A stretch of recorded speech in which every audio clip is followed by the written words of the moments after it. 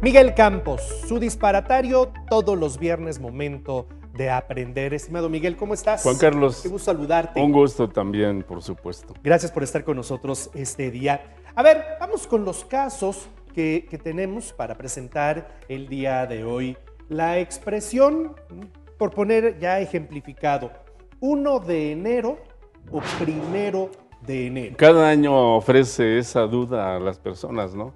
De hecho, la academia recomienda que solamente el 1 de enero, por ser un día tan especial, se maneje como 1 de enero.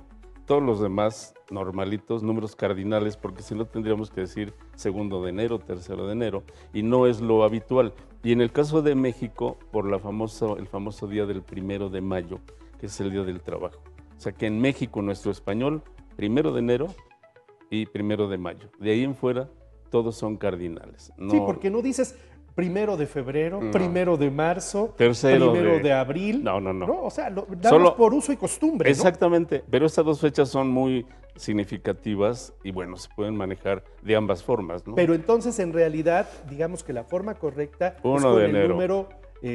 Con el número cardinal, ¿no? Cardinal, 1 de enero, 1, de hecho. 2, 3, 4. Sí. Igual el 1 de mayo, ¿no? Pero bueno, esas costumbres han hecho que esas dos fechas son especiales en México. Este otro caso me gusta mucho.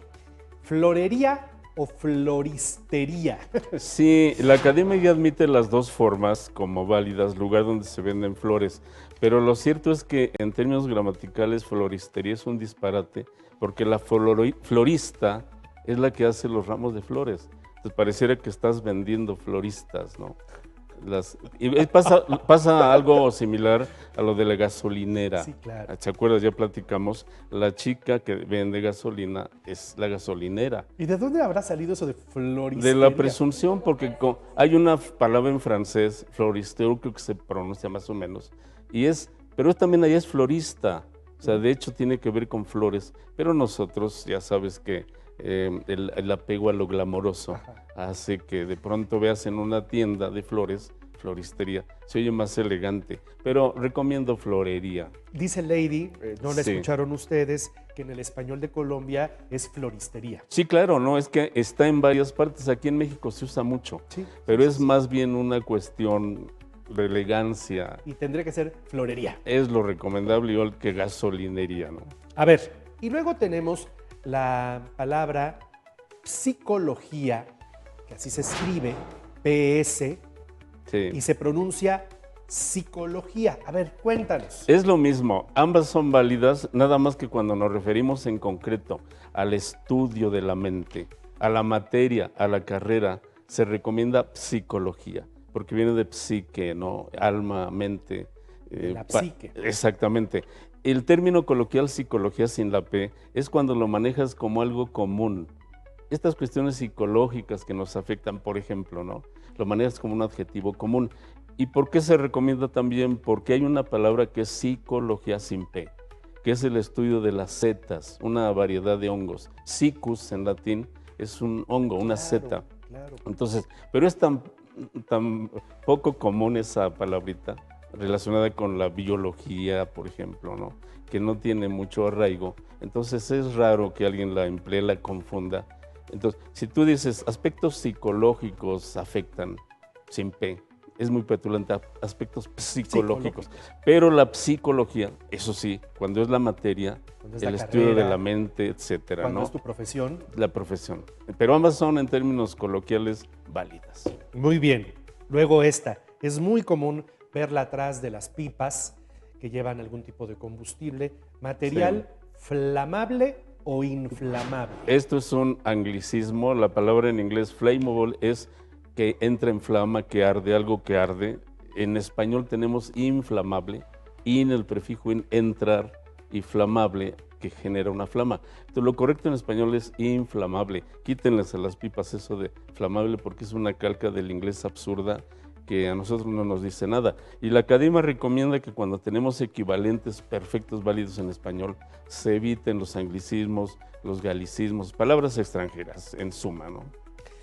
Y finalmente, en los casos del día de hoy, la efeméride del día de hoy o las efemérides. De hecho, Juan Carlos, la en singular, la efeméride o la efemérides.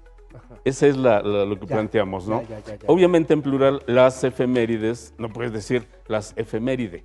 Sería absurdo porque no hay coherencia. Pero sí puedes decir la efeméride o las efemérides. La efeméride o la efemérides.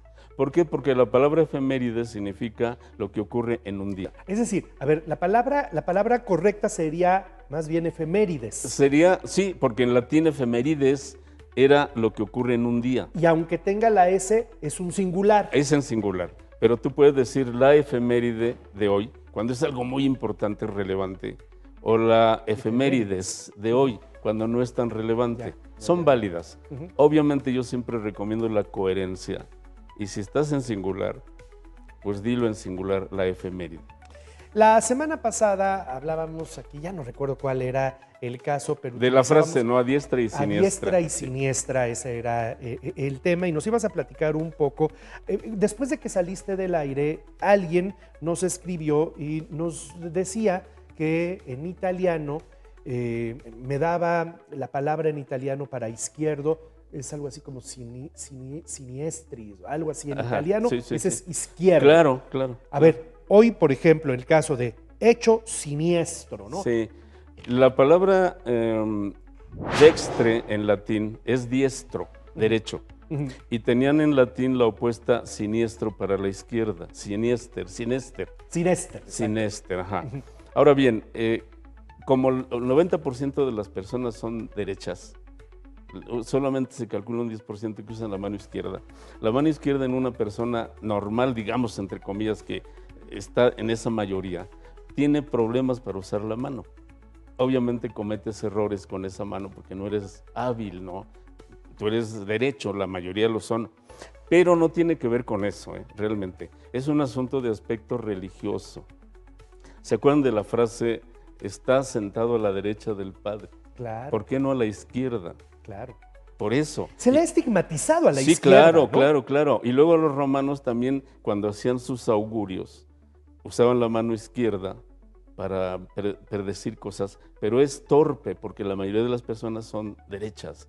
Entonces, ligaban mucho lo que salía mal con la izquierda. Pues claro que sale mal si no puedes ni manejar el volante de un auto con la derecha, imagínate con la izquierda, ¿no? No sé, sobre todo sucedía mucho en las escuelas católicas, aquí en Puebla, y le estoy hablando a lo mejor de mi época cuando yo era estudiante. Yo no estudié en escuela católica, pero en las escuelas católicas de repente las monjitas a los niños, a los pobrecitos niños y niñas zurdos, les amarraban sus manos al pupitre para que usaran la derecha sí o sí, por todas las implicaciones negativas que tiene lo izquierdo. Y en la Edad Media, Juan Carlos, más o menos hace 1000 años, más o menos, evitaron esa palabra, siniestro, o sea, la izquierda, y usaron una palabra euskera que se usaba allá en España, en la zona del País Vasco, como esquerra.